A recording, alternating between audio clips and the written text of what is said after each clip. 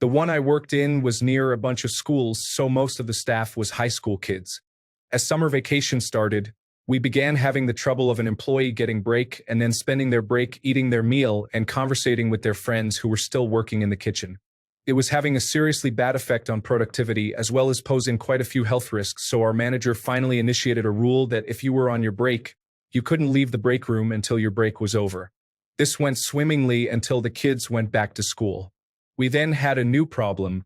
Short staffing during break cycles meant our ticket times would skyrocket during rushes.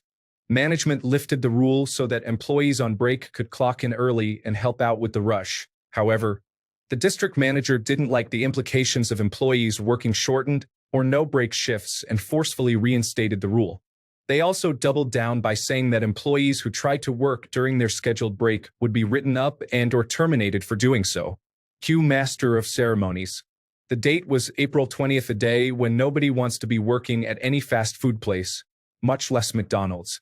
We had been getting slammed so hard from the open of the store that we called in extra help from other stores, including the regional and district managers. As the break cycle began, the management was pleased with the sub-2-minute ticket times they had managed to maintain. A few breaks through and we were managing well. Then came my break. As soon as I sat down to eat, someone came into the store and ordered 47 double quarter pounders. This was right after the Fresh initiative where all quarter pounders were made fresh, so this was already a minor panic. Immediately after that order, someone in the drive-thru ordered 75 to 20-piece nugget meal. The amount of panic in the kitchen was palpable. I was comfortably lounging in a chair browsing my phone and enjoying my meal while the kitchen struggled to keep up with the orders. As ticket times began to soar, the management did exactly as I expected. District manager came into the break room and demanded me to end my break early and help in the kitchen. My response was very simply, "I'm sorry, but according to the rules you made, I can be written up or terminated for completing your request."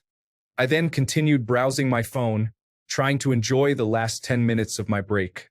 The regional manager entered the room and said that he would personally terminate me if I didn't do the thing that I wasn't supposed to do.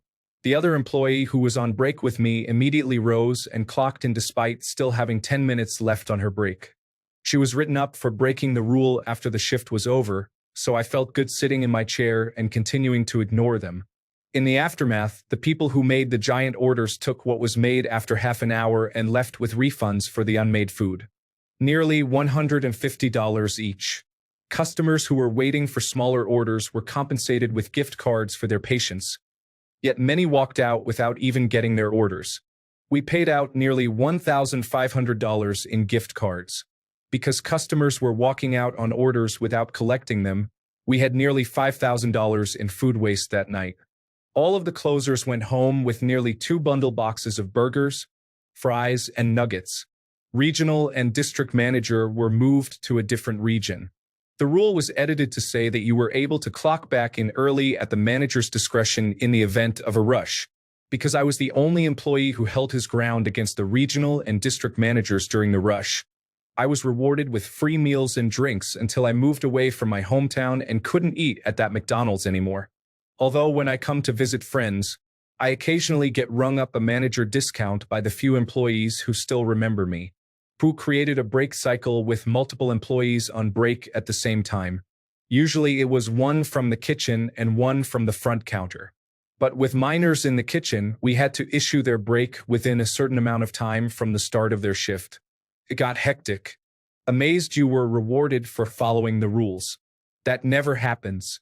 I was rewarded mainly by my friends who were managers at the store. The actual store manager just gave me a gift card. I'm usually in good terms with my superiors, so I wouldn't have probably done this, but let's imagine I wasn't. Only a wrath of God or earthquake would have made me stop the break and begun to work. There's a pretty nifty laws here and unions which are nasty too, so you can have your given breaks when they are due. I generally had a good relationship with most of my direct managers, but with the higher-ups in the store, I was less inclined to break their rules even if they were demanding it.